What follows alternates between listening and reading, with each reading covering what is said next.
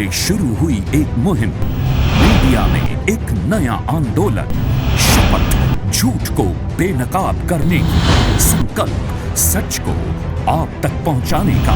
और इस क्रांति को मिला आपका साथ। हर दिन हमसे जुड़े लोग, 10,70 करोड़ से ज्यादा दर्शक हमें देख चुके हैं। अब है आपकी बारी।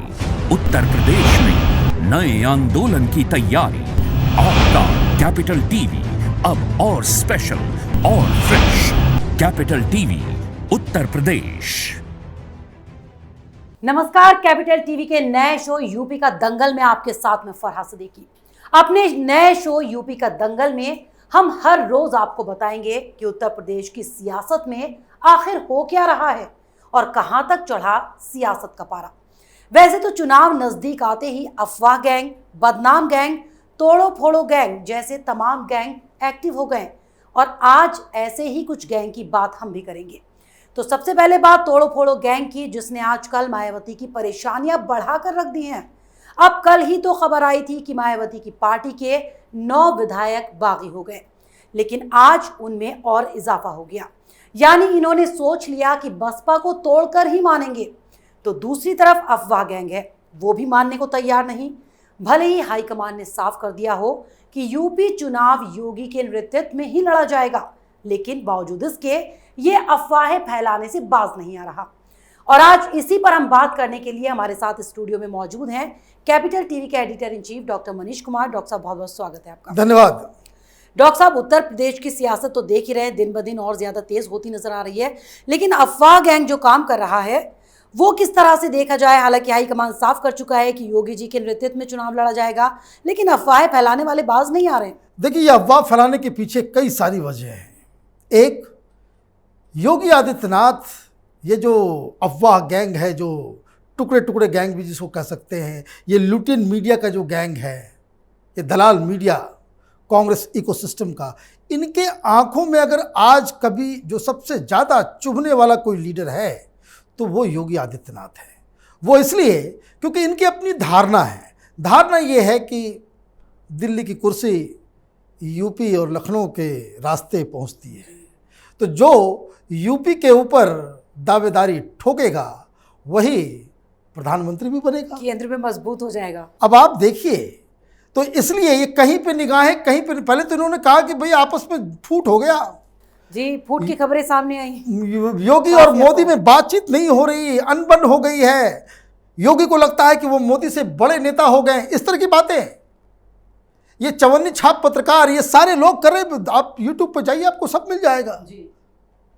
और सर्वे भी कराया जा रहा है कि भाई योगी को बकायदा हटाया जाएगा, कोई मंत्री बना करके भेजा जाएगा, पीएमओ का कोई आदमी आएगा। कहाँ? ये बेशर्म पत्रकार लोगों को माफी मांगने की आवश्यकता है या नहीं है? आप उल्टी पुल्टी खबरें, जो अफवाह है उसे सत्य बना करके आप पेश कर देते हो, तो इसके लिए कोई माफी है या नहीं है? अगर इंजीनियर पुल बनाए और पुल जो है वो टूट के गिर जाए तो उसको कोई सजा मिलेगी या नहीं मिलेगी? तो पत्रकारों के लिए भी ये तय होना चाहिए कि भाई अगर आप अफवाह फैलाओगे तो आपको सजा मिलेगी। सजा मिलनी चाहिए, कम से कम आप माफी मांगो। सजा तो नहीं मिले, लेकिन कम से कम आपको माफी मांगनी चाहिए। अब ये क्यों कर रहे हैं? वो इसलिए कर रहे हैं कि एक तो भाजपा के अंदर टूट फूट हो जाए, दूसरा जो टॉप लीडरशिप है उसमें दरार आ जाए, और तीसरा जो सबसे अहम है कि योगी जी ये जो प्रधानमंत्री कुर्सी की तरफ बढ़ते हुए नजर आ रहे हैं, उनकी टांग कैसे खींची जाए? उनको एन केन प्रकारेण रोकना पड़ेगा जी। क्योंकि अभी तो ये मोदी जी से परेशान है। भगवाधारी गेरुआ वस्त्र में अगर कोई हिंदुस्तान का प्रधानमंत्री बन गया, ये लोगों को तो खाना भी नहीं पचेगा, इन लोगों की तो अंतरात्मा मर जाएगी, इनका जो आइडिया ऑफ इंडिया वो तो हवा में उड़ जाएगा। ये फर्जी वाले बेसिकली ये जमीन से कटे हुए लोग हैं और इसलिए ये अफवाह उड़ा रहे थे। अब इस अफवाह का असर ऐसा हुआ कि आरएसएस के लोग लखनऊ में जाकर के मीटिंग किया। आरएसएस की तरफ से साफ साफ भारतीय जनता पार्टी को कह दिया गया कि मोदी जी के चेहरे का इस्तेमाल सिर्फ अब लोकसभा में होगा। उसके पहले जितने भी राज्यों के चुनाव हैं वहाँ के लोकल लीडर्स अपने कंधे पे अपनी जिम्मेदारी लें। और इसलिए योगी जी को जो भाजपा का जो 2000 ये जो चुनाव होने वाला है विधानसभा, उसके मिशन का कमांडर इन चीफ बना दिया गया। टिकट योगी जी तय करेंगे, मंत्रालय योगी जी तय करेंगे, ये सारा काम योगी जी को करना है। प्रचार प्रसार कैसे होगा सब योगी जी के कंधे पे। और उनको ये कहा गया है कि भाई आप सेंट्रल लीडरशिप प्रधानमंत्री मोदी से, अमित शाह जी से और जेपी नड्डा से आप हर महीने कंसल्ट करेंगे और एक कोऑर्डिनेशन क्रिएट करेंगे। अमित शाह भी प्रचार करेंगे, नड्डा जी भी प्रचार करेंगे, मोदी जी भी प्रचार करेंगे, लेकिन सारी स्ट्रेटजी, सारी जिम्मेदारी ये योगी जी की होगी। ये आरएसएस ने क्लियर कर दिया। ये सब कुछ तय हो जाने के बाद फिर अखबार में खबर आ गई कि बीजेपी चुनाव के नतीजों के बाद तय करेगी कि कौन मुख्यमंत्री होगा। मुख्यमंत्री अब जो लोग छाप रहे हैं, जो लोग इस पर प्रोग्राम बना रहे हैं, जो लोग इसके ऊपर ट्वीट कर रहे हैं, उनसे पूछा जाना चाहिए जब मॉडल कोड ऑफ कंडक्ट लगेगा, जब योगी जी के चेहरे के ऊपर भारतीय जनता पार्टी चुनाव लड़ेगी, तब इनसे माफ़ी की उम्मीद रखनी चाहिए या नहीं रखनी चाहिए।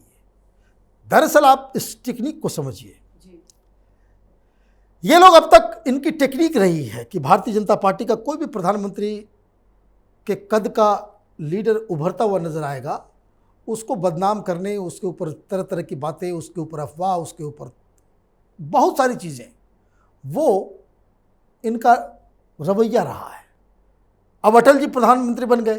पहले तो ये लोग कहते थे भाई प्रधानमंत्री नहीं बन सकता बीजेपी से कोई, ये तो छोटी सी पार्टी, हिंदू हार्टलैंड की पार्टी है, ऑल इंडिया पार्टी नहीं है। तो अटल जी बन गए। तो अटल जी के ऊपर निकल आया वीडियो कि यही आदमी है जिसने बाबरी मस्जिद को तोड़वाया था। आपको याद होगा वो वीडियो आ गया था कि हमको ज़मीन को समतल करना है, तो ये करना है। उतने दिन 10 साल से किसी की नज़र नहीं गई, लेकिन चुनाव से पहले आपने उसको टारगेट कर लिया, लेकिन फिर भी वो जीत गए। जब जीत गए तो जीत गए, अब उसको कैसे आप रोक सकते हैं। फिर आडवाणी जी का नंबर आया। जब आडवाणी जी का नंबर आया तो इन्होंने कहा कि भाई ये तो अटल जी तो बड़े अच्छा आदमी थे, बाबरी मस्जिद तोड़वाने वाला आदमी तो यही रथ यात्रा निकाला था, वो तो बहुत ही बड़े लीडर थे, हर पार्टी से बड़ा अच्छा उनका व्यवहार था, है ना, अच्छा रिश्ता था, ये था वो था, तो वो महान बन गए। टारगेट कौन बन गया? आडवाणी जी। अब आडवाणी जी को तो विलन कैसा बनाया ये सारी दुनिया जानती है, क्या क्या नहीं कहा गया। अब आडवाणी जी का समय खत्म हुआ, मोदी जी आए। आपको याद होगा कि यही सारे लोग जो कल तक आडवाणी को गालियां दे रहे थे, उन्होंने आर्टिकल लिखना शुरू कर दिया कि ये तो बड़ा अन्याय हो गया आडवाणी जी के साथ, मोदी ने उसे बाहर निकाल दिया, मोदी ठीक नहीं है, ये नहीं है, वो नहीं है। और उस समय क्या चल रहा था, इन लोगों को पहले से मालूम है कि मोदी का कद धीरे धीरे बढ़ रहा है, तो सीबीआई केस, तो ये केस, तो वो केस, तो सुप्रीम कोर्ट, दंगे का आरोप, सारा चीज़ आपने कर दिया। ऐसा कौन सा कुकर्म आपने नहीं किया कि मोदी को रोका जा सके। लेकिन उनका जो रथ जो है वो आगे बढ़ता रहा। अब महान कौन हो गए? महान हो गए आडवाणी जी। अब प्रधानमंत्री मोदी तो बन गए, दूसरी बार भी जीत गए। अब आगे कौन आएगा? अब जैसे ही इनको मालूम चला कि संघ की तरफ से योगी आदित्यनाथ को बाकायदा पूरा समर्थन मिल रहा है, इन्होंने टारगेट करना शुरू कर दिया। लोकसभा चुनाव में जब योगी जी का वक्त आएगा, मेरी इस बात को याद रखिएगा, ये सारे लोग यही कहेंगे, मोदी जी तो महान लीडर, ऐसा लीडर तो बहुत कम पैदा होता है। वो तो हिंदुत्व तो उनकी मजबूरी थी क्योंकि वो भारतीय जनता पार्टी में थे, लेकिन उनके पास विकास का एक विजन था। उन्होंने वो सबका विकास चाहते थे, सबका, हाँ, वो बहुत महान थे। लेकिन ये जो है ये तो हार्डकोर फासिस्ट है, गेरुआ वस्त्र पहनता है, तो वो यही काम करेंगे। तो ये सारी चीज़ें, ये कवायद है। इसलिए अफवाह गैंग जो है वो हमेशा एक्टिव रहता है। आपने सवाल किया कि भाई ये जो क्यों बार बार इस तरह से हो रहा है, ये अभी तक चलता रहेगा, अभी लंबा चलेगा डॉक्टर साहब, जब तक चुनाव नहीं खत्म हो जाएंगे, एक के बाद एक नई चीजें जब तक मॉडल कोड ऑफ कंडक्ट नहीं लागू हो, जब तक टिकट वितरण नहीं हो तब तक ये जो है किसी न किसी रूप से वो ऊपर नीचे अलग तरीके से ये लोग अफवाह फैलाते रहेंगे। जी डॉक्टर साहब, सब बड़ा सवाल यहाँ पर एक ये है कि राजनीतिक दल तो ये सब कुछ करते हैं, एक दूसरे पर आरोप लगाते हैं, प्रत्यारोप लगाते हैं, अफवाहें ये सब करते हैं, लेकिन कुछ जो मीडिया वाले ये कर रहे हैं, छाप रहे हैं, दिखा रहे हैं, आखिर इनका क्या फ़ायदा है इसमें? ये सब क्यों कर रहे हैं? देखिए, ये मीडिया वाले ये बिके हुए लोग हैं, ये बिके हुए लोग हैं, ये एजेंडा कर चलाते हैं और इनको बाकायदा ये मैंने कहा कि कांग्रेस का एक इकोसिस्टम है, वामपंथियों का एक इकोसिस्टम है। ये लोग कोई निष्पक्ष पत्रकारिता करने का जो दावा करते हैं ये निष्पक्ष है नहीं, ये प्रोपेगेंडा करते हैं, ये झूठ अफवाह। जिस वक्त जो अब देखिए सबसे बड़े जो निष्पक्ष पत्रकार किसी को बोलिएगा वामपंथी को तो वो तो सीधे उनकी कसम खाने लगेगा, इतना बड़ा रुतबा हिंदू के एडिटर एन राम का। अब राफेल वाले में इन्होंने क्या कर दिया, चिट्ठी कुछ और इधर से क्रॉप किया, नीचे से क्रॉप किया और फ्रंट पेज पे छाप दिया। चोरी पकड़ी गई, माफी तक अभी तक नहीं मांगा। तब उसके बाद से अब तक जो है वो, और ये एन राम करते क्या है, एन राम जो है आम आदमी पार्टी को पीछे से फायदा भी पहुंचाते हैं, उनकी वाइफ भी फायदा पहुंचाती है, वो चंदा देती है वो लोगों के। अब ये इस तरीके से आप पत्रकारिता करेंगे और खुद को निष्पक्ष भी कहेंगे, पोकर फेस बना करके। वो जो जुआरी होते हैं वो किस तरह से चेहरा बना करके रखते हैं, तो वो उस तरह का चेहरा बना करके टीवी के ऊपर आकर के बोलेंगे हम तो बहुत इनोसेंट, निष्पक्ष और बहुत बड़े ज्ञानी हैं। ये दरअसल धूर्त लोग हैं और इनका वक्त आ गया है कि सोशल मीडिया के जरिए इनको इनका जो सही चेहरा है वो लोगों तक पहुंचाया जा रहा है। जी डॉक्टर साहब, चलिए अफवाह गैंग की तो हमने बात कर ली, अब बात करते हैं तोड़ो फोड़ो गैंग की। कल ही खबर आई थी, हमने यूपी का दंगल में दिखाया भी था, अपने दर्शकों को बताया था कि किस तरह से 9 विधायक बसपा के बागी हो गए। आज भी कुछ ऐसी खबरें आई हैं, अब कुछ और सपा की तरफ जा रहे हैं बसपा से। देखिए, ये तोड़ फोड़ तो चलेगा। मैं बार बार कहता हूं कि जो पॉलिटिकल पार्टीज जो हिंदुस्तान के अंदर में है ये सिर्फ चुनाव जीतने के लिए हैं, और जिस तरह के घटिया लोगों को ये प्रमोट करते हैं एज एमएलए, एज एमपीज, ये पॉलिटिकल पार्टीज, उनको लोगों को आप देखिए किस तरह के एमएलए जो चुन के आते हैं, उनको ना समाज का ज्ञान है, न इतिहास का ज्ञान है, कुछ नहीं, बस वो। और ना ही, सबसे विडंबना मैं कह रहा हूं इस बात का है कि वो ना ही जमीन से जुड़े हुए लीडर हैं कि मास लीडर हो। कोई बात नहीं, हमारे पास सर्टिफिकेट नहीं है, ज्ञान नहीं है, कोई बात नहीं है, जनता से जुड़े हुए हैं, जनता से जुड़े हुए, जनता के साथ, जनता का समर्थन है जी। यहाँ तो जिसके पास पैसा है, जो इधर उधर से पैसा कमाया है, ब्लैक मनी है, वो बोलता है कि आज मेरा मूड कर रहा है एमएलए बनने का जी। अब वो 4 दुकान पे जाएगा, 4 पार्टीज के पास जाएगा, बोलेगा ये हमारे पास पैसे हैं, दीजिए, लीजिए पैसा और हमको दीजिए टिकट, और वो टिकट लेके चलते हैं। और ये सब पार्टी में होती है, ये नहीं कि कोई एक भी पार्टी इससे अलग नहीं है, चाहे वो कांग्रेस पार्टी हो, चाहे वो बीजेपी हो, चाहे वो कोई भी पार्टी आप नाम ले लें, समाजवादी हो या फिर बसपा हो। कुछ पार्टी में बड़ा ब्लेटेंट है जी, कुछ पार्टी में अंदर अंदर होता है, लेकिन होता सब जगह है। तो इसलिए क्वालिटी ऑफ लीडर्स जो हिंदुस्तान में वो क्राइसिस है जी। आप अपने एमएलए को देख करके आप उस पर फख्र नहीं करते। आदत ज़्यादा से ज़्यादातर लोगों को आप देखेंगे, एमएलए को आप देख करके आप डिसअपॉइंटेड हो जाएंगे कि ऐसे ऐसे लोग, देश का कानून बनाने की जिम्मेदारी हमने उनके कंधे पे दे दी है। तो अब इस तरह के लोग होंगे, वही राजनीति को पूरा देख रहे हैं।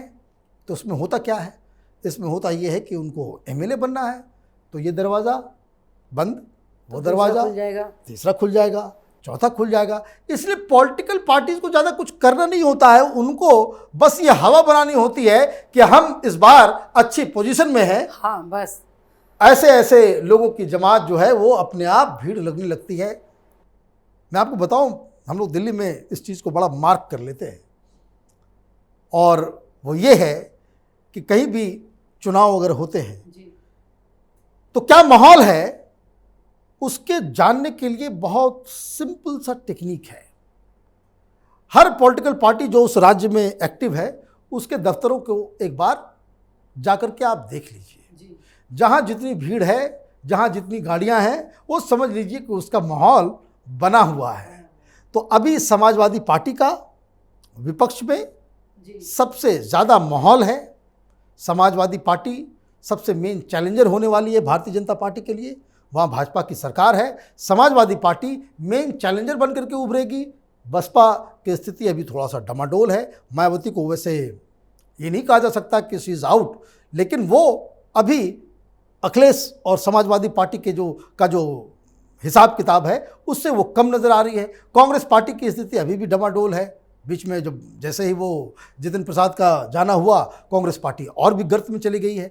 तो ये जो समाजवादी पार्टी और बीजेपी के बीच लड़ाई होगी और जिस तरीके से, जिस तेवर से अखिलेश यादव अपनी दावेदारी ठोक रहे हैं, जैसे उन्होंने कहा कि इस बार न वो बीएसपी के साथ, न वो कांग्रेस के साथ, किसी के साथ अलायंस नहीं करेंगे, वो अकेले चलेंगे। कुछ छोटी मोटी पार्टियों के साथ अगर उनका अलायंस होता है तो होता है, लेकिन जो मेजर पार्टियां हैं उसके साथ कोई गठबंधन नहीं करने वाले हैं। तो ये कॉन्फिडेंस किसी भी पॉलिटिकल पार्टी के लिए ज़रूरी है।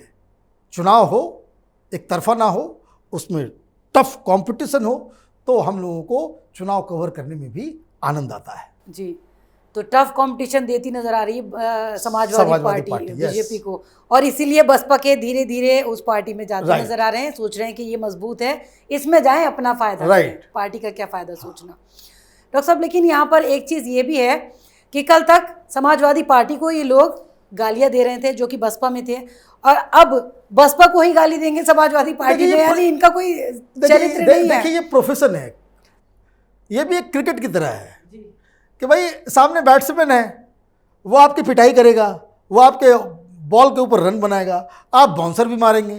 तो राजनीति में आरोप प्रत्यारोप ये उनका गेम का हिस्सा है, लेकिन ऐसी कोई बात ना हो, ऐसी कोई आरोप ना लगे जो बिलो द बेल्ट हो, पर्सनल लेवल पे हो, या फिर समाज में हिंसा, समाज में दंगा, समाज में जहर घोलने का काम करे। वो वैसा आरोप से बचना चाहिए। कांग्रेस पार्टी यही गड़बड़ी कर रही है।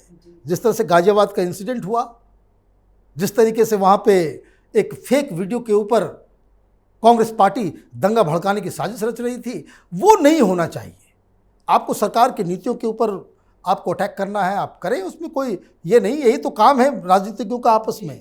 लेकिन कहाँ राष्ट्र हित है, कहाँ जनता का हित है, कहाँ समाज को बेहतर ले जाने का रास्ता है, और क्या समाज के अंदर द्वंद्व पैदा करता है, ये अकल कम से कम पॉलिटिकल लीडर्स को होनी चाहिए। डॉक्टर साहब, ये राष्ट्र हित और जनता का हित नहीं बल्कि अपना ही हित सोचते हैं। राइट डॉक्टर साहब, चलिए फिलहाल शुक्रिया हमारे साथ प्रोग्राम में जुड़ने के लिए। तो इन दिनों उत्तर प्रदेश में सियासत खूब परवान चढ़ रही है। सभी एक दूसरे पर आरोप प्रत्यारोप लगाकर एक दूसरे को कमजोर करने की कोशिश कर रहे हैं। कोई किसी दल में सेंधमारी कर उसे तोड़ रहा है, तो कोई अफवाहों के जरिए खुद का फायदा करने की सोच रहा है। अब इस सब में किसको क्या मिलता है, ये तो वक्त ही बताएगा। तो अगर आपको हमारा प्रोग्राम पसंद आया तो इसे लाइक करें, शेयर करें और कैपिटल टीवी को सब्सक्राइब जरूर करें। नमस्कार। 2 साल पहले शुरू हुई एक मुहिम, मीडिया में एक नया आंदोलन, शपथ झूठ को बेनकाब करने की, संकल्प सच को आप तक पहुंचाने का, और इस क्रांति को मिला आपका साथ। हर दिन हमसे जुड़े लोग, 10,70 करोड़ से ज्यादा दर्शक हमें देख चुके हैं। अब है आपकी बारी। उत्तर प्रदेश में नए आंदोलन की तैयारी। आपका कैपिटल टीवी अब और स्पेशल और fresh. Capital TV Uttar Pradesh.